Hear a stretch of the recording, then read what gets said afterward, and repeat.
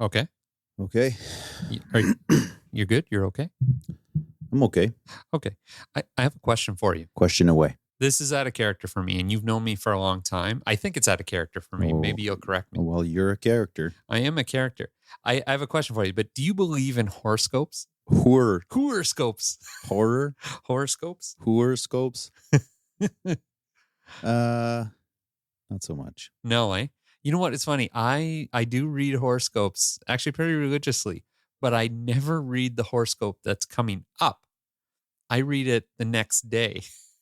When it's already happened. When it's already happened, because I'm a little bit of a non-believer, but at the same time, I'm a little bit of a believer. So I like to read what happened yesterday, and it'll say something like, "Don't let others ruin the success of your day." And I read that the next day, and I look back on my day, and I'm like, "Yeah, I talked to a client who was all negative. I brushed it off, and then it's like, and I had a very successful day." And I'm like, "Wow, it's totally right." And it always seems that they're right. And I know it's just creative writing is a big part of it. It's like the yes or no questions, right? If you want someone to answer, you got to lead into it. Right. Honestly, it's probably just fucking magic beans, as stupid as they are. It honestly, when I see that it reflected my day before, I feel like it was pretty good. So there's some truth to it. Maybe, or it's just, again, it's magic beans. It makes me feel good. Coincidence. Yeah, it's just a coincidence or clever writing. It doesn't hurt to be curious. No. Speaking of curious, we have a podcast, and we're going to pique some curiosity in a few minutes. Nice. Count me in. Welcome to Taming the Hustle. Or something of the sorts. Everybody wants a piece of me. I am a lonesome man making history. They say we're all just raindrops in a stream.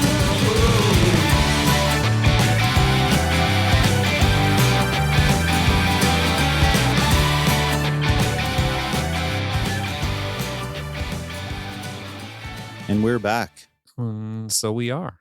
We're going to talk about something so exciting today. No, I bet you it's funny. I got lots of jokes ready. We're going to talk about prepping for tax season. I don't have a fucking joke for that. Tax season makes me angry. Wonk, wonk, wonk. I swear, every topic you've proposed to me, I'm like, I can make jokes about that. It's not a laughing matter. You know No. what? There's two things in life that are certain, and they're right. It's death and taxes. Yep. We haven't spoken about death yet, so. We once went for a walk in BC together, and I know you felt like it was a Walk in the park?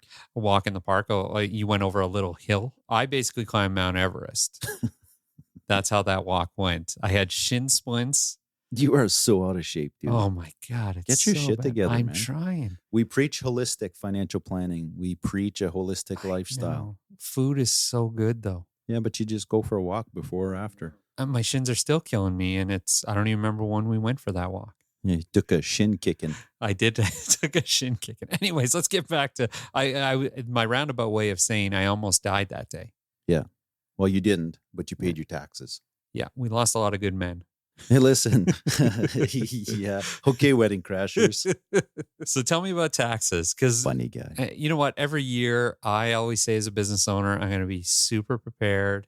And in September, I'm like, hey, I'm going to get my ducks in a row right now. The best thing you can do as a business owner is have your shit in order throughout the year, Yep.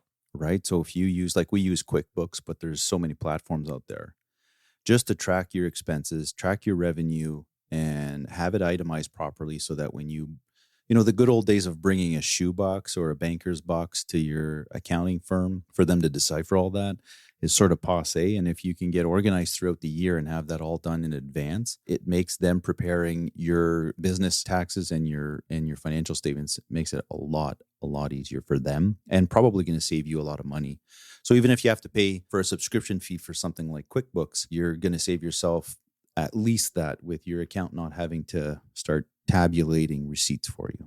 One of the things I used to do was very old school, and I took it from the film industry, was that, you make this grid of all your expenses, and as receipts come in, you take, a regular piece of paper out of the recycle bin and you tape all your receipts to it and you have them categorized on your sheet and you put everything in a binder. That's old school. It is. But I remember when I first started in my business and I'd go to my accountant, they were like wowed because they're like, man, everybody comes in with the shoebox. You have it all organized. It's all by category, everything. And Nice. yeah. And so it's funny because I actually sent request to QuickBooks to be a little more like that, so that, and I've watched changes, not that I'm saying I made the change, but I feel like I was part of the change. We do a ton of taxes for our clients, and we now turn away the banker's boxers because it's just so much work. I Oh mean, my there's no God. reason for it. I know people who, and I'm not even like exaggerating, at tax season, they open up the like storage unit in between the two seats of their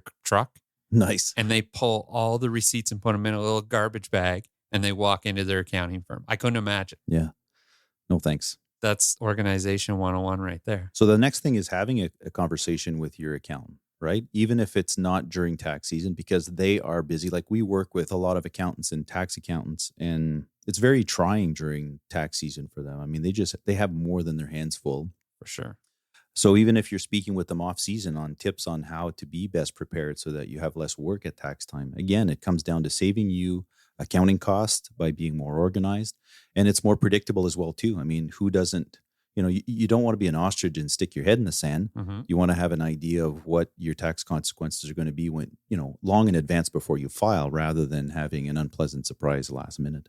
And I'm going to speak from experience here and say long ago, I'd go into, actually, this is how old this story is. I would go into Zellers just before tax time, and I would buy the computer program that let me file my taxes and do it all by myself. And I would do it, and I'd get little return back, or I'd be paying. And then you actually told me, you're like, why, you need to be. No, you know what I said is, I said, Daryl, you got to get your fucking shit together. Exactly. And so when I actually got a professional to do my taxes, and all these little areas where those little computer programs don't actually help you, all of a sudden I was getting a higher return, or if I had to pay, I had to pay a lot less. Yeah, for sure.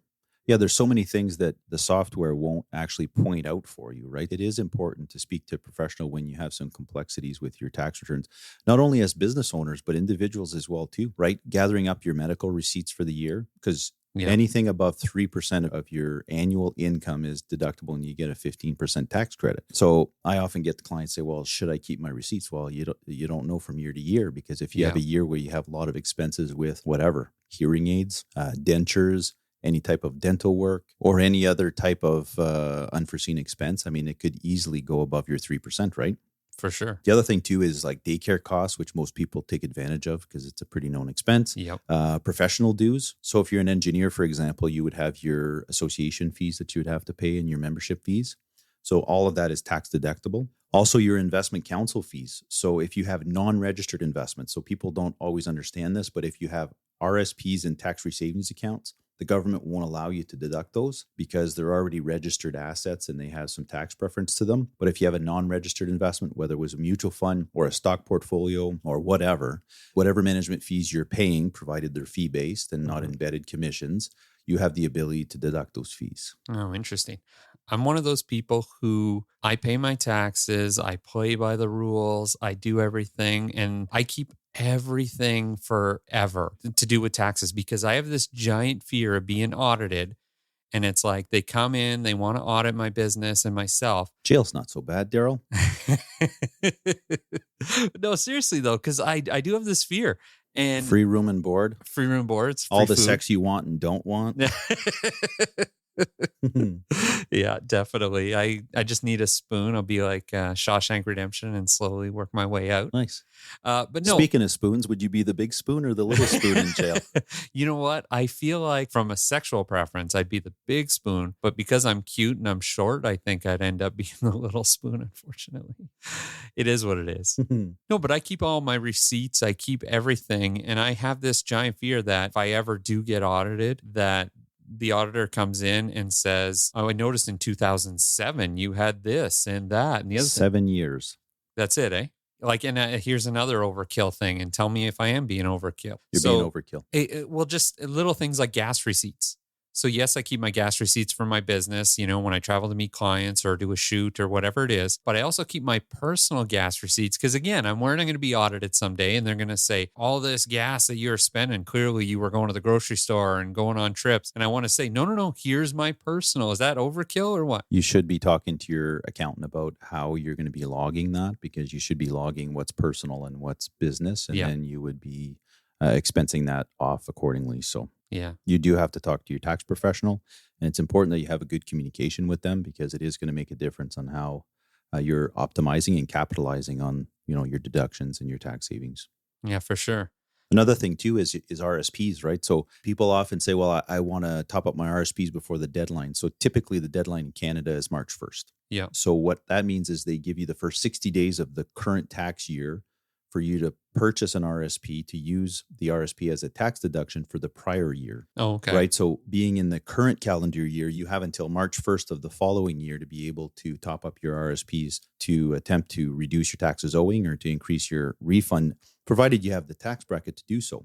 Yep. So if you're in a 20% tax bracket and let's say you invest $1,000 in an RSP, you're going to get a $200 refund. But if you pull it out at retirement and you're in a 40% tax bracket and that $1,000 turned into say $2,000, well, now you're going to pay $800 in taxes on that $1,000 you saved $200. So you're sort of shooting yourself in the foot. Huh. So that's when a certified financial planner comes in to help you determine, and you can work with that with your tax account if that's your only financial need or financial consulting need, but making sure that you're optimizing your tax savings now, but being mindful of what you're likely going to pay for it at retirement to make sure that it really is the right decision. And since the introduction of the TFSAs, for people that are earning lower than, let's say, $50,000 or $60,000, typically doesn't make sense to do an RSP. It's typically better to bite the bullet on the tax savings now and invest that tax-free so that when you pull it out, whether you've doubled your money or tripled your money over a lifetime, you would have the proceeds and be completely tax-free. Nice. I like tax-free. Tax-free is good. I often think of tax season like the movie Ocean's 11. It's like it's a heist. Everyone is trying to create the heist Yeah. to get around Yeah, the to get away government. from it. It's like you want to be running out of the casino with the money in your hand. Yeah, there's a difference between tax planning and tax evasion, Yeah. right? So tax evasion is illegal. Yeah. Tax planning is highly encouraged, and you should see professionals to help you out with that. Yeah, for sure. All right. Well, let's take a little break, and I'd like to come back and talk about the www.websites. World Wide Web. We'll be right back. See you soon. I heard that when you become an adult, boys no longer have cooties, you can have cake for breakfast, and you get a lifetime subscription to the Canada Revenue Agency, whatever that is. Don't be late and file on time. #call Renee of St. Cyr and Associates. Hey, we're back. We're both still here. Listen, I want to talk about something near and dear to my heart. Were we ever really gone? No, we just pretend we leave and have a big long break. We're pretend back. Yeah. How you been? I've been good. It was a good break. Nice. So what are you talking to me about now? I want to talk about a website. I want to talk about sex, baby. You know what? Let's talk about that later. Another podcast. Well, no, we'll talk about it. We'll see. You never know what happens in the next break. So I do want to talk about websites and why they matter in this day and age. Please do. Because I know lots of people and lots of businesses out there think that I don't need a website anymore. I just need social media. I do hear that. And it is far from the truth, to be honest, because I think after marketers realized that the internet was more than just porn, What? I know it's hard to believe, but it is true. It's one of those things that businesses still don't realize that the majority of their customers will visit their website before making a purchase. And I do it all the time. Like I do it if I'm buying a table from a major box store and I say, oh, that table's really nice. I like it. So I know that. But there is the local store that sells the tables as well. So I want to go on. I want to read reviews. I do want to see some stuff. Dude, I totally relate. It's research, right? And like everybody wants the best bang for their buck. If I do a Google search and I'm looking for a business or a restaurant, if they don't have a website, it's really, really rare that I'll actually go to that store. 100%. It increases credibility. Those without, people question their legitimacy of their business. Yeah, for sure. Yeah, I look for lots of ratings. So let's say I'm going to a restaurant and I want to have tapas and I'm in the city. If there's one that has 4 stars or 4.5 stars and has like 1,000 ratings and a website, I'm going to pick that one over the one that has the same 4.5 stars with maybe less or more ratings and no website. That's how my crazy brain works. I like it. Maybe I'm not so crazy after all. Maybe I'm like everybody else. But When potential customers compare the two businesses, and I stress this to clients all the time because there are great websites out there that help you build your website. You can do it as on your own because it is expensive to build a website fresh and new. But the thing is that quality is everything.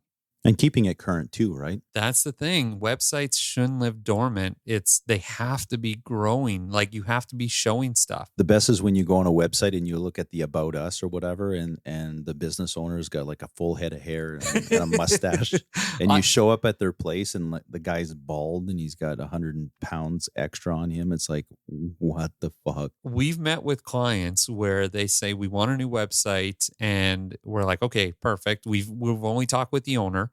And I go to the About Us section and I'm like, okay, I got some knowledge about the people who work there because they have everybody listed.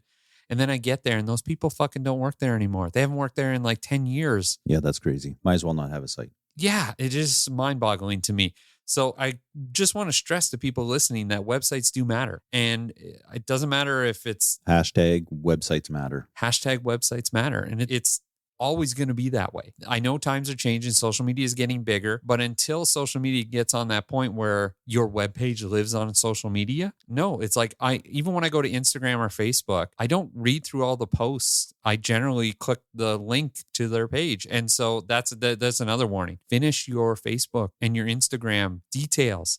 Because if you don't, no one knows where your website is. No one knows where your location is. No one knows what the hell you do, right? As soon as you have an empty Instagram page, you question that legitimacy again, right? 100%. At least I do. Yeah. So I just want You're to, the expert. yeah, I just, I know we think that websites are only porn, but they are not. You keep bringing that up. You have something you want to talk about? You got an addiction of some sort? I do. Can we talk about it when we get back? Sure. I'm going to go look at the internet. Check out our website. See you soon. When we're asked, what's the key to a financially sound business? The answer's always the same. Believe in your business and have a good financial blueprint. Long-term business survival is more than just crunching numbers. Hashtag call Renee of St. Cyr and Associates. So I just finished looking at the World Wide Web. I didn't look at porn. I looked up restaurants. Getting hungry. Sure you did. Yeah. You But look relieved. Did you find the restaurant you're looking for? I do. It's a big weight off my shoulders. Nice. I found loads of them. But speaking of which, I would like to talk about a love story of mine, and that is the love story of sex. And the thing I want to talk about is why is it so taboo to talk about sex? I don't know. We're taught that sex and reproductive health are unnatural topics and to be kept private in that. And I'm a big believer that things need to change. I've always been very in tune with my sexuality. I never really got it either. I don't know if it's religion. Again, we're not experts in this field, but man, No. like Daryl and I talk about all sorts of topic, and sex always comes back to the table, right? Men are from Mars, women are from Venus. But the taboo-ness of it, I can't comprehend, but it's a lifetime of culture probably. Yeah, I when you said religion, that sparks with me. Like I wanted to say, don't get me started, but no, get me started. And then I have nothing against religion, but when I was growing up, I was raised Catholic, and you were basically told, and please the Catholics, don't send me hate mail. I'm just relating my experiences.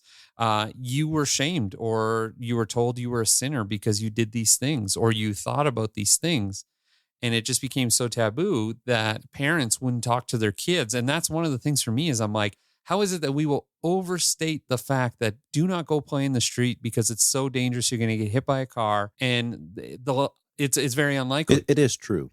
Yeah, but then They could get hit by a car. they could, but we don't talk about the fact that condoms, birth control, STIs. What about control in the first place, right? Control, Is yeah. talk about sex so that your child is in the driver's seat, right? And they're educated about their decisions so that when they're ready to have sex, regardless of the age, that they're well equipped and prepared instead of figuring it out on their own. Like it shouldn't be taboo. It's funny because my own kids, I've always been honest and open with them. I got to go off topic here for a second. Please do. Well, it's on topic, but kind of. My daughter, when she was 4, asked me where babies come from. And my wife thought I was going to talk about a stork or something. And I said, well, it comes, from the mom. And she's like, I know, but where does it come? Like, how does the baby come out of the belly. And I'm like, oh, out of the vagina. And my daughter grabbed her vagina and her eyes bugged out of her head. And she said, I'm never having kids. And it was the funniest moment. And my wife was mortified. She's like, why would you say that to her? And I'm like, that's the truth. Right. And so I'm very open and honest. I bring up sex every now and then just to try to have a conversation with them. And I think the influence of their friends and the taboos at school, Absolutely. they I don't want to agree. talk about it. And I'm like, wait a second. We've always been so open and honest about it. I'm completely comfortable talking about sex with my girls, but they would have nothing to do with it. Because like when I grew up, we never talked about sex at home. Like the only time sex was brought up was because I was caught with the Simpson Sears catalog in the bathroom. Oh, the Christmas episode, the wish list. What is Yeah. it they called it? The wish book? The wish book. Yeah. Oh my God. I know. Best bra and underwear section ever. They always had the red lingerie with the garters at Christmas. And you fuckers out there who are saying I never did that, you were are lying. full of shit. I remember as a little kid at Christmas, like going through the catalog, like in the family living room on the sofa while the adults are like partying in the kitchen. And I'm just sitting there like a 6-7-year-old. Oh, It was- boobies. Oh, I know. The Christmas catalog from Sears was the greatest You're one. bringing me Actually, back to my childhood now. I'm acting a little giddy. the funny thing is when Sears officially closed down, people were on eBay like selling the wish list book and stuff like that. And there was one from my childhood. I still remember the cover. I actually looked for it. I don't know why. I wanted to buy it as Nostalgic. I guess of me looking at lingerie, which is kind of weird, but it just, I don't It's know. part of childhood and growing up. I mean, that was our era. Oh, 100%. That and finding. Now they have the internet. Exactly. Right? Like we used to find porn in the bush, like in the woods, Exactly. because our older neighbors' kids would friggin' hide them in the woods. It's crazy. I know. And the other thing that bothers me too is that like gender and sexuality is an uncomfortable topic for most people. And, you know, I've really evolved myself over the years, and I don't want to get too serious here. Don't. I feel like for the longest time, I didn't know the problems that people were having, whether you were gay, whether you were trans. I didn't understand kind of what that was because no one ever talked about it. I recently learned a little bit more about the trans world, and there's a couple people I follow on Instagram, and they were talking about just going to the dentist. And they had a dentist actually say to them when they realized that they were trans, they were like, oh, we can't treat you. No, you're kidding me. And like when I saw that, I literally went to my entire team and I said, hey, we need to find trans businesses that are struggling in the mainstream because of their, Yeah. Gender. I remember you telling me about this. I don't know what it was. It just struck a nerve with me. And it's one of those things where it's the injustice or, you know, the taboo of it all. I just feel like everyone should be equal. We should all be able to talk about sex. We should all be able to talk about our gender and our sexuality, and it be okay. It's okay to say, hey, I'm a straight white male from Northern Ontario, or I'm a straight white male from Northern Ontario. See, it's okay to say. Oh, that feels so good. I knew Daryl. it did. Felt so good. But it's also so equally important to say, I'm a bisexual, transgendered person from Montreal or Who cares? whatever. Who cares? We're all people.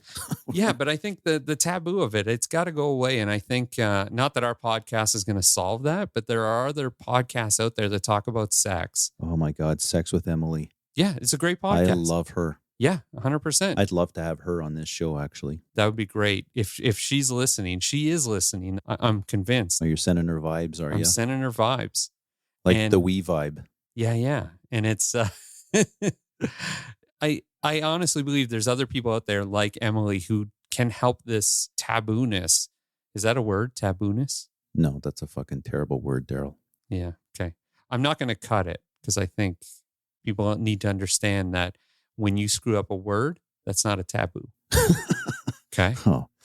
But anyway, getting back to the subject, I think it's just generations of influence, and I don't understand it, but I think that we've made lots of headway, but we still have lots to go, and it's very much the responsibility of the parents. I think where I am at right now is one, don't be afraid to talk about sex. Let's talk about sex, baby. Exactly. There was a song. That's a song. Salt Like, and Pepper. how did we not learn from Salt and Pepper? Man, we sang that lots, though. I know. I still do. Just to wrap this up, just in case there's lingerie stores listening, if you can create a Christmas wish book for me, I will subscribe to that. But like a hard copy, not No pun intended. A I want hard something. I copy. want something to be able to sit with, and look, not just internet. I can do that. That's for suckers. I want something I got to work. You for. want to go. You want to walk through the bushes, and you want to be sweeping the area just in case you find something It's under more a rock. romantic that way, I right? guess It's so. the hunt and chase of it all, right? It's like The romance. seduction. Yeah, it's seduction. Seduction. Yeah. All right, listen. That's it for me. I'm tired. I'm gonna go look for a Sears catalog. Right on. And hey, if you sitting there tonight doing nothing and you're with somebody, doesn't matter who it is, just talk about sex. Let's talk about sex. Take care.